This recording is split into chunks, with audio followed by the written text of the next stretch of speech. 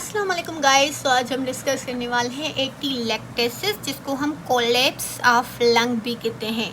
तो इसमें क्या होता है कि इस लॉस ऑफ लंग वॉल्यूम, हमारे लंग का जो वॉल्यूम है वो कम हो जाता है, caused by the इनएडिक्वेट expansion of the air spaces.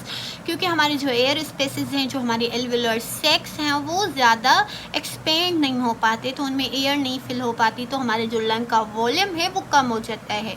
क्यों? क्योंकि इसमें हमारी एयर स्पेसेस जो हमारा लंग है वो कोलैप्स हो चुका होता है। अब इसकी 3 टाइप्स हैं, रिजॉर्प्शन, कंप्रेशन और कॉन्ट्रैक्शन।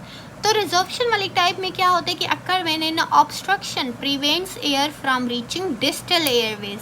अब कोई ऑब्स्ट्रक्शन आ चुकी है हमारे लंग्स में, ठीक है।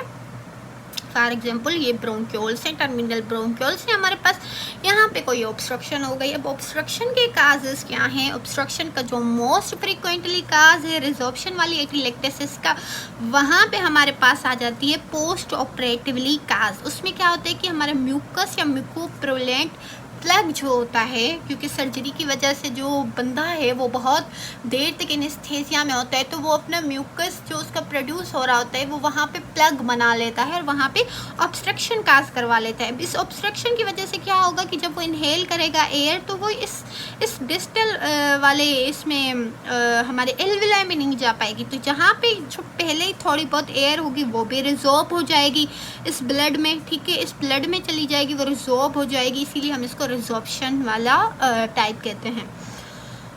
और दूसरे काजेज इस हमारे पास ऑब्स्ट्रक्शन के क्या हो सकते हैं? दूसरा काज हमें जो कॉमन बच्चों में नज़र आता है वो है फॉरेन बॉडी एस्पायरेशन। बच्चे ने कोई चीज़ इनहेल कर ली, कोई चीज़ खा ली, और वो जाके हमारे ट्रेकिया से हमारी ब्रोंक्योल्स में जाके अटक गई, ठीक है। तो वहाँ पे एक ऑब्स्ट्रक्शन प्रोड्यूस हो गई। जैसे बच्चे बहुत बार खिलौना ऐसे खा लेते हैं, या फिर जो है वो कोई कॉइन जो है वो खा लेते हैं, तो वो जाके उनके ब्रोंक्यूल में फंस जाती है और वहाँ पे फिर उनको सांस नहीं आ पाती। क्यों? क्योंकि ये एयर अंदर नहीं जा पाती, जो थोड़ी बहुत एयर होती है वो हमारे पास रिजॉर्ब हो जाती है। जो लंग का जो ये वाला हिस्सा है वो कोलैप्स हो जाएगा, वो अंदर की तरफ चला जाएगा, वो एक्सपेंड नहीं हो पाएगा। क्यों? क्योंकि उसमें एयर ही नहीं आ रही, ठीक है। फिर इसके दूसरे जो काजेज़ हैं वो हो सकते हैं ब्रोंकियल एस्थमा, जिसमें जो है वो ब्रोंको कॉन्स्ट्रिक्शन हो जाती है। तो ये वाला पॉइंट अगर कॉन्स्ट्रिक्ट हो जाएगा तो यहाँ पे भी ऑब्स्ट्रक्शन आ सकती है। ब्रोंकिएक्टिस हो सकती है हमारे पास, क्रोनिक ब्रोंकाइटिस हो सकती है जिसमें भी कॉन्स्ट्रिक्शन होती है, और इंट्रा ब्रोंकियल ट्यूमर हो सकता है।